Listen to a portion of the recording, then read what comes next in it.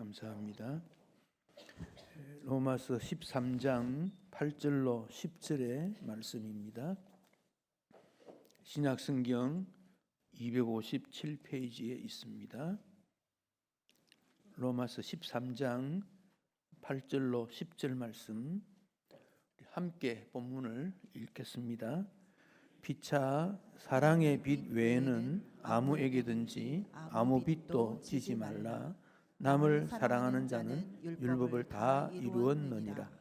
간음하지 말라, 살인하지 말라, 도둑질하지 말라, 담내지 말라 한 것과 그 외에 다른 계명이 있을지라도 내 이웃을 내 자신과 같이 사랑하라 하신 그 말씀 가운데 다 들었느니라. 사랑은 이웃에게 악을 행하지 아니하나니 그러므로 사랑은 율법의 완성이니라. 아멘. 로마서는 우리의 믿음에 대해서 잘 정리를 해줍니다. 우리의 구원은 어떻게 받느냐? 믿음으로 구원받는 거다.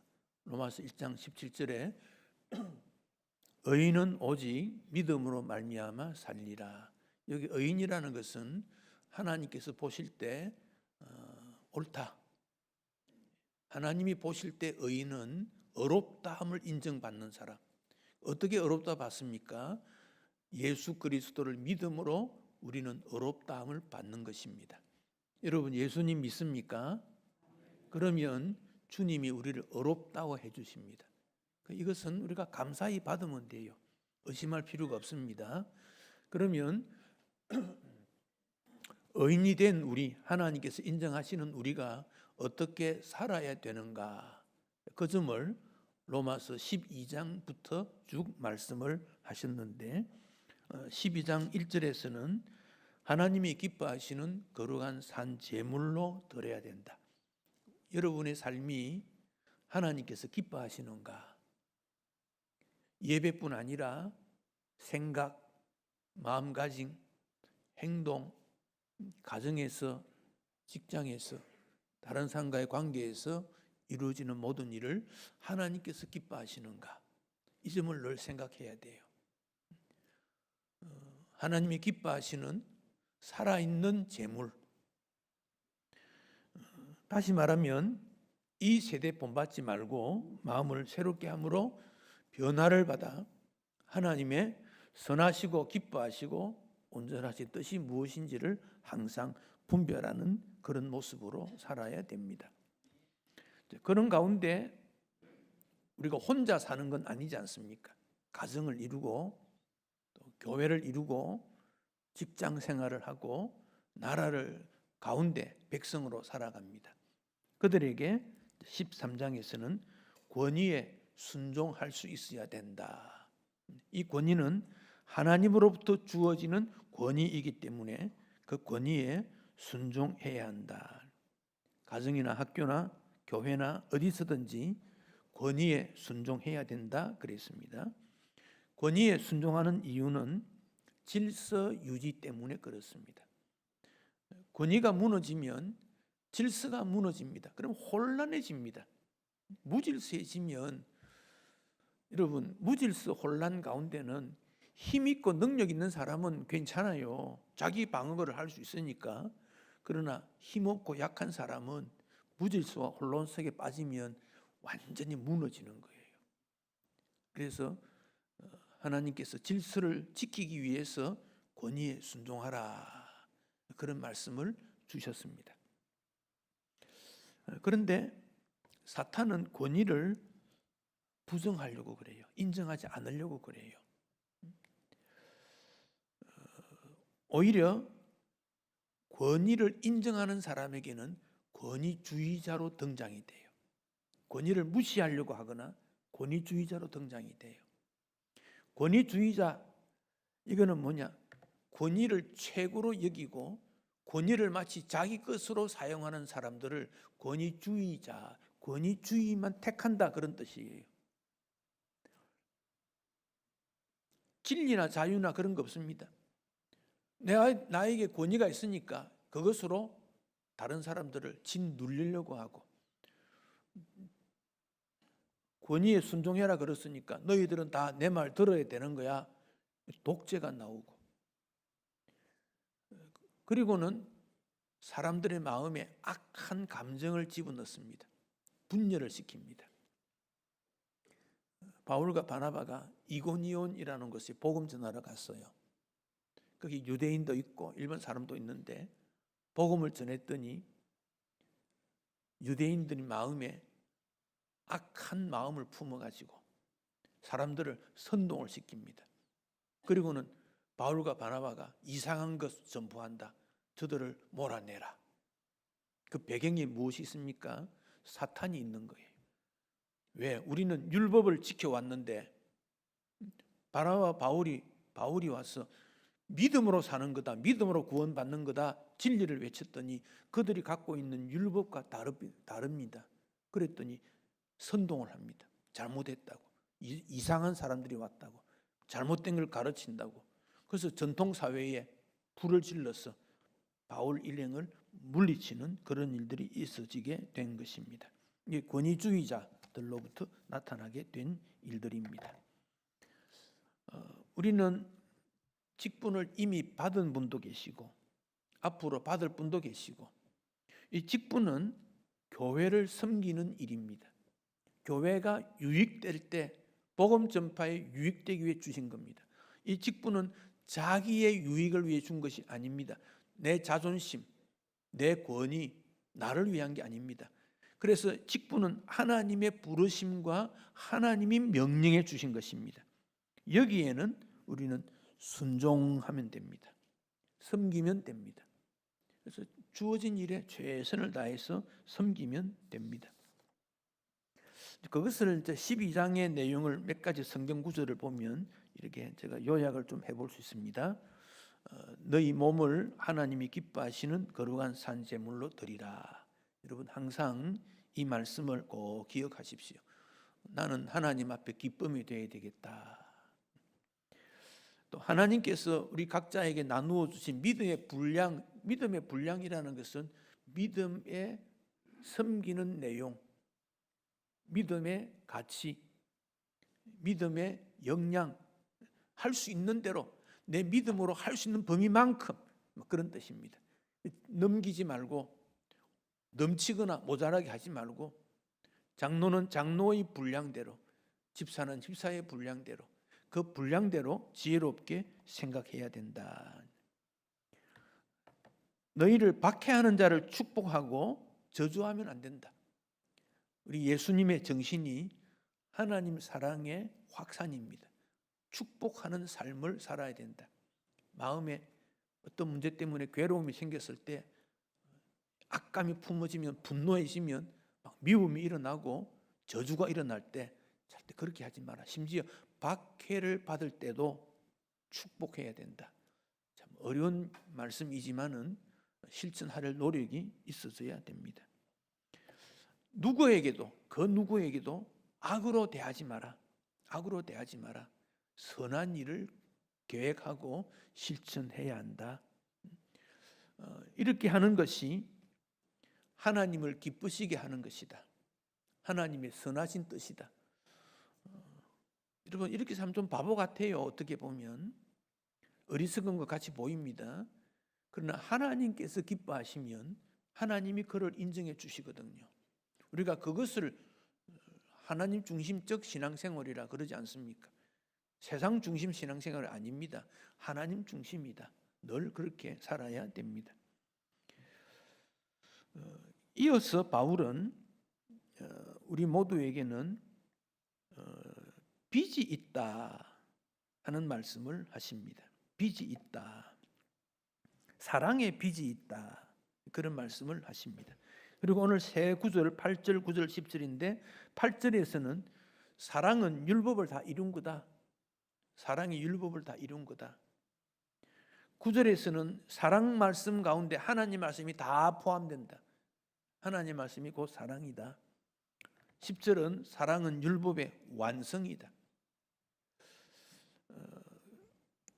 율법을 왜 주셨지요? 하나님께서 십계명도 주었고 출애굽기와 레위기 보면 613개의 계명을 다 주었고 그 계명들을 풀어나가는 내용도 주고 율법이 굉장히 무겁습니다. 왜 주셨습니까? 하나님 앞으로 나아가는 방편으로 제시한 거예요.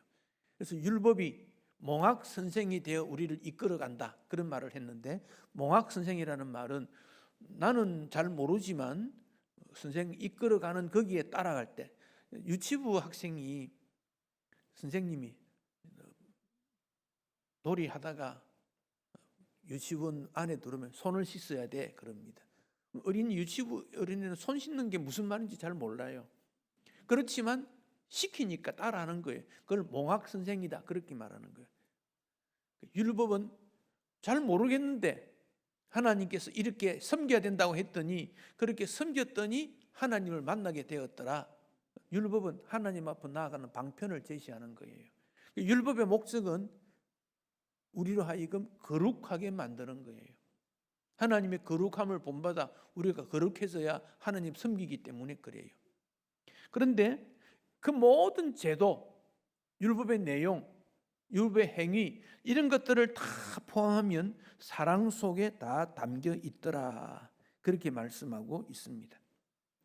그래서 십계명을 우리는 하나님 사랑과 이웃 사랑 두 가지로 나눌 수 있다 그렇게 분류할 수 있습니다. 그런데 오늘 9절에 보면 특별히 십계명 중에 4가지 계명을 소개를 하고 있습니다. 우리가 잘 아는 내용이에요. 간음하지 말라, 살인하지 말라, 도둑질하지 말라, 탐내지 말라. 4가지를 특별히 이렇게 제시를 하고 있습니다. 이것을 제시하는 이유는 인간 역사에 있어서 이 4가지가 항상 문제가 되어 왔기 때문에 그렇습니다. 그리고 이렇게 계명을 지키는 자는 하나님 사랑은 당연합니다. 그래서 하나님 사랑에 대한 말씀을 빼버렸고 이웃과의 관계에 있어서는 이것을 꼭 지켜야 된다 강조하고 있는 내용입니다.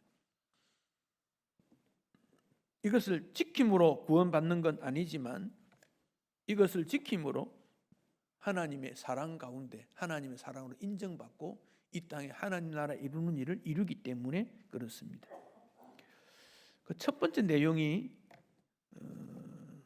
간음하지 말라입니다. 간음하지 말라. 다르게 말하면 사랑이 없으면 성적으로 타락한다 그런 뜻입니다. 간음은 부정한 마음으로 허용되지 않는 범위를 뛰어넘는 것, 간음이라 그럽니다. 우리 사회에 성도덕의 문란이라는 것이 지식이 많느냐 적으냐 관계없습니다. 부자냐 가난하냐 관계없습니다. 너무도 사회에 가득하고 있다는 것이 이 문제입니다. 더구나 지도자라고 말하는 부류에도 이것이 마치 죄가 아닌 것처럼 여기고 있고 거짓으로 포장하고 있을 때 우리가 고민해야 되는 그런 문제입니다. 창조 이후에 인류의 문화를 한 80여 개 봅니다. 나라가 민족이 세워졌다가 무너졌다가 세워졌다가 무너졌다가 우리도 한 민족이라고 하는 민족과 문화를 갖고 있습니다. 한 80여 개가 세워졌다 무너졌는데 몰락하는 과정에 있어서 모두가 비슷한데 제일 먼저 나타나는 일이 가정붕괴입니다. 가정붕괴.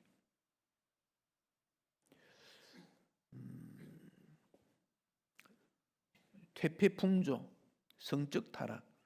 이것은 성경에 보면 노아 때도 있고 아브라함 때도 있고 바울이 로마서를 기록한 그때도 있고 부끄러운 일들을 얼마나 많이 일어나고 있는지. 그런데 문제는 부끄러운 걸 못 느낀다는 사실입니다. 에드워드 기번이 로마 제국 쇠망사, 로마가 왜 멸망했는가 그 점을 기록했는데 그 핵심 내용이 성적 타락이다라고 지정하고 있습니다. 성적 타락으로 인한 가정 붕괴. 로마 가정의 굴뚝에서 연기가 사라졌다. 가정에서 아침, 점심, 저녁에 불을 떼서 밥을 하고 가족들이 식사를 하고 함께 모여야 되는데 그 가정이 무너진 것이 쇠망의 원인이라 그랬습니다. 로마 시내 공창, 나라에서 인정하는 그런 음란한 행위를 할 수 있는 게 돈 주고 받고 하는 행위, 공창 45개 있었고, 목욕탕이 성적 타락이 이루어지는 현장인데 로마 시내에 900여 개가 된다 그럽니다. 지금 우리가 접하는 영화, 연극, TV 드라마, 여기에 정상적인 사랑은 재미를 못 느끼고 불륜을 더 재미있고 불륜을 더 강조하는 그런 시대가 되고 말았습니다. 동성애 성소수자의 인권이라는 명분은 좋지만은 가만히 들여다보면 그 속에는 성적 충동 그리고 인간 문화를 무너뜨리는 일들이 들어가 있습니다. 이걸 입법화시키겠다고 하고 있습니다. 이건 화약과 같습니다. 통제 능력을 잃어버리게 되고 그 결과로 인간은 왜 사는지 목표를 잃어버리게 되고 인간 본래의 사랑이라는 것이 변질되고 사람을 돕고 격려하기보다는 도구로 이용하는 자기 만족의 모습으로 나타나게 됩니다. 특별히 울분, 고통, 원한을 푸는 수단으로 성을 악용해서 사람의 인격을 파괴하고 가족에게도 상처를 주고 특별히 가진 자가 자기 권력을 이용해서 지위를 이용해서 성적 타락의 일들이 일어나는 것. 우리 사회에 이게 너무 가득하다 보니까 우리가 대수롭지 않게 생각하는데 이건 심각한 범죄이라는 것을 기억해야 합니다. 두 번째가 살인하지 말라 그랬습니다. 왜 살인하게 됩니까? 사랑이 없기 때문에 그렇습니다. 생명을 빼앗는 것, 생명은 하나님의 것입니다. 우리의 것이 아닙니다. 돌려받을 수 없는, 회복할 수 없는 일이 살인입니다. 우리 예수님이 이런 말씀을 하셨습니다. 마태오 5장 22절에 여러분 같이 한번 읽겠습니다. 나는 너희에게 이르노니 형제에게 노하는 자마다 심판을 받게 되고 형제를 대하여 라가라 하는 자는 공회에 잡혀가게 되고 미련한 놈이라 하는 자는 지옥불에 들어가게 되리라. 이 배경을 조금 이해할 필요가 있습니다. 유대 사회는 형제를 이렇게 생각합니다. 구렁텅이에서 끄집어낼 수 있는 사람, 죄에서 불러낼 수 있는 사람, 그 형제라는 개념입니다. 그리고 교회에서 형제 자매 부르는 것은 그 사람이 어려울 때 끄집어낼 수 있어야 돼요. 동행해줘야 돼.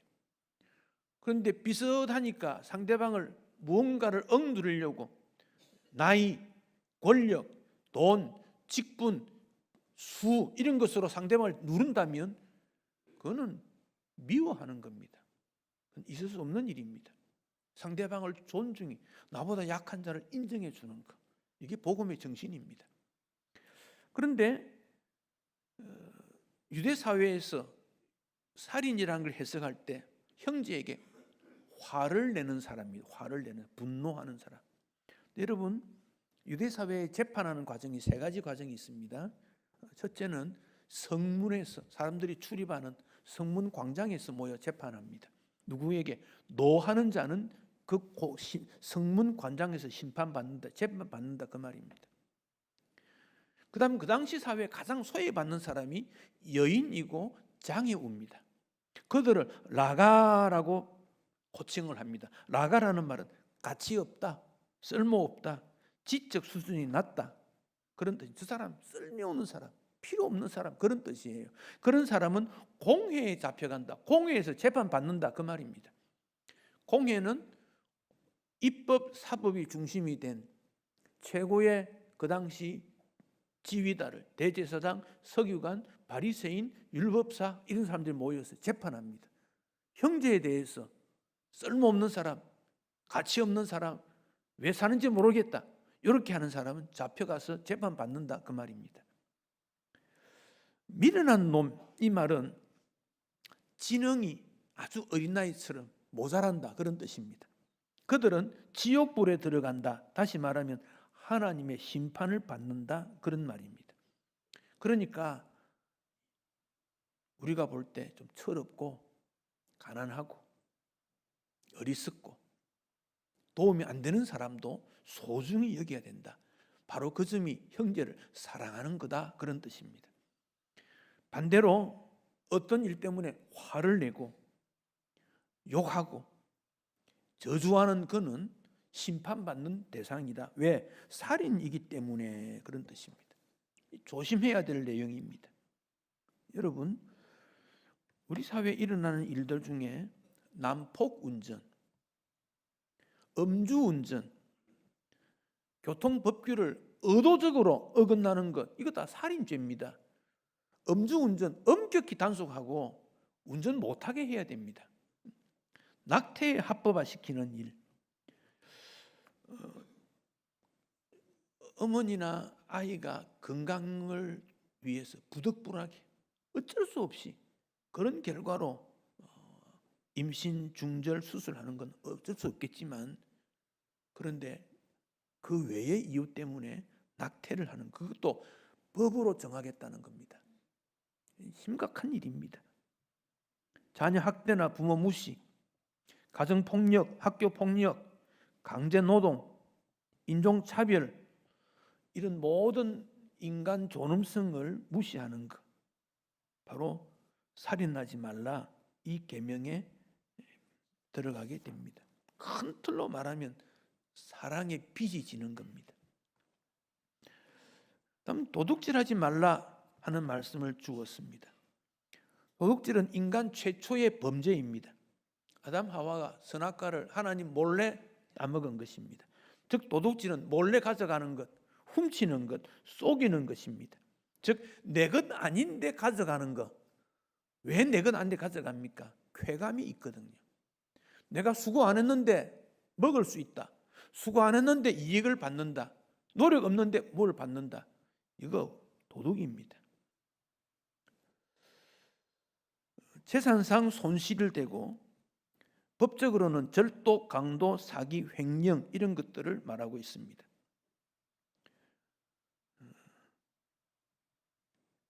원산지 속이는 것. 국산이 아닌데 국산이다. 속이는 것. 부실공사. 철근 몇 가닥도 빼먹은 것. 부정으로 부탁하는 일들. 환경을 모르게 자기 것을 함부로 버려서 오염시키는 일들. 월급을 받고 일하지 않는 것들. 이 다 도둑입니다.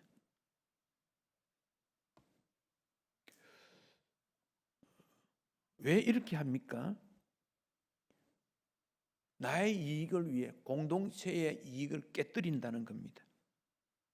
반대로 도둑질 때문에 사람을 의심하게 되는 일들이 많고 신뢰가 무너지게 되고, 그래서 경계라는 게 많이 생겼습니다. CCTV 곳곳마다 지금 달아놨습니다. 자유가 없는 세상이 되고 말았습니다. 어떤 일을 결제하는 이 절차를 굉장히 복잡하게 만들어가지고 그 과정마다 쓸데없는 것까지 만들어두는 그런 일도 있습니다. 수고해서 얻은 농산물을 몰래 훔쳐오는 것, 땀 흘려 놓은 것을 빼앗는 것. 바늘 도둑이 소도둑 된다고 하지 않습니까? 작은 것을 크게 할 수 있는 가능성이 있기 때문에 어렸을 때부터 엄격히 엄해야 되고, 우리가 교회 안에서도 교회의 것, 내 것 좀 구분할 줄 알아야 되고, 신앙에 도움이 되는 일을 실천해야 됩니다. 특별히 영혼을 훔쳐가는 이단이나 사이비는 특별히 경계해야 될 내용이기도 합니다. 네 번째가 탐내지 말라 그랬습니다. 탐내지 말라. 도둑질이 외적 행동이라면 탐내는 것은 마음의 거룩과 순결을 빼앗아가는 일입니다. 사람의 마음에서부터 생각, 말, 행동이 나타나는데 그 마음을 빼앗기게 된 것입니다. 이 탐심은 불만족, 이웃의 유익을 시기하는 마음, 상대방 잘 되는 것, 그거 좋아하지 않습니다. 움켜진다는 뜻인데 욕심으로부터 출발이 됩니다. 탐심과 건강한 욕구는 다릅니다. 배가 고프면 먹고 싶습니다만은 먹는 것만을 추구하는 것은 죄입니다.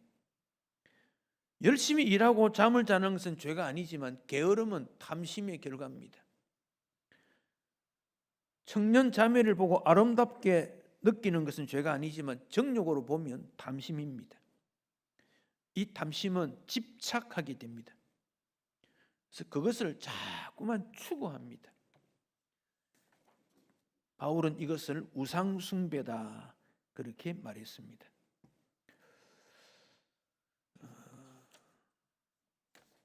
왜 우리 사회가 이렇게까지 되었을까요?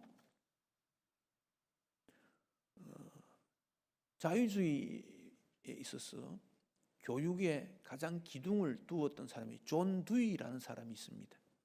이 사람은 1859년 태어났습니다. 한 160년 정도 태어났고 1952년도에 죽었습니다. 거의 90몇 세까지 살았던 사람입니다. 근데 이 사람은 교육 방법, 교육 철학에 있어서 20세기 가장 큰 영향을 끼쳤고 그는 아주 훌륭한 책들을 50여 권 기록했고 논문도 800여 편 썼고 교육학의 백과사전에 이 사람 사상이 항상 있습니다. 전 세계 교육 사전에는 이름이 들어가지 않는 곳이 없을 만큼 위대한 사람입니다. 그런데 그가 부모는 훌륭한 기독인이었는데 그는 반기독교 사상자가 됩니다. 왜냐? 그 부모가 엄격한 신앙을 요구했습니다. 어린 아이 때는 엄격한 신앙을 요구받을 때 그걸 감당을 못 해냅니다. 주의를 지키고 헌금을 어떻게 하고 주일 교회 갈 때 어떻게 입고 성경을 어떻게 읽고 너무 강압을 했습니다. 율법적 교육을 시킨 겁니다. 거기에 반감을 가져서 30대에 기독교를 떠나서 기독교 떠나다 보니까 그는 자연주의, 자연으로 돌아간다 그리 말합니다. 여러분 자연으로 돌아간 자연이 뭐 있습니까? 타락한 결과에 나타난 것이 자연입니다. 자연주의입니다. 그 속에도 악이 있습니다. 교육에 있어서도 교수 중심보다는 학생 중심으로 강의를 했습니다. 학생이 원하는 대로 공부하고 싶은 대로 두라 그런 사상을 그가 주창을 했습니다. 교육은 의도적입니다. 나이나 수준이나 거기에 따라 가르쳐서 어떤 목적이 이끌어갑니다. 즉 복음을 전해서 그를 하나님의 백성으로 만드는 것이 신앙 교육입니다. 그런데 그렇게 하지 말라는 겁니다. 그냥 두라는 겁니다. 알아서 할 테니까. 자연주의입니다. 그 사상이 경제, 교육 전반 세상에 들어와서 20세기에 사회가 혼란하게 된 일들이 있습니다. 하나님의 말씀 속에 살지 못하는 일들이 일어나게 된 것입니다. 주님은 뭐라고 하십니까? 사랑은 율법의 완성이다. 교육이든 행정이든 섬기는 일이든 봉사든 바닥에 사랑이 있어야 된다. 주님 교회 섬기는데 사랑이 없으면 온전한 섬김이 아니기 때문에 그렇습니다. 헌금을 드리는 일도 예배를 드리는 일도 모든 봉사의 바탕은 사랑입니다. 비교 우위가 아닙니다.